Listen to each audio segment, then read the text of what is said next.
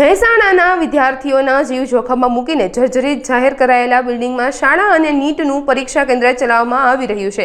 માનવ આશ્રમ વિસ્તારમાં આવેલા ચિરાગ પ્લાઝા નામના બિલ્ડિંગને મનપાએ જોખમી ગણાવીને ઉપયોગ ન કરવા માટે નોટિસ પણ લગાવી છે। તેમ છતાં આ બિલ્ડિંગમાં પ્રેસિડેન્ટ વિદ્યા મંદિર નામની શાળા ધમધમી રહી છે અને તાજેતરમાં ત્યાં નીટની પરીક્ષા પણ લેવાઈ હતી। માત્ર શાળા જ નહીં પણ બિલ્ડિંગમાં આવેલી તમામ દુકાનો પણ કાર્યરત છે। વેપારીઓએ પોતે પણ બિલ્ડિંગ જર્જરિત હોવાનું સ્વીકાર્યું છે। વિદ્યાર્થીઓના જીવ જોખમમાં મુકતા સંચાલકો સામે કાર્યવાહી કરવા લોક માંગ ઉઠી છે।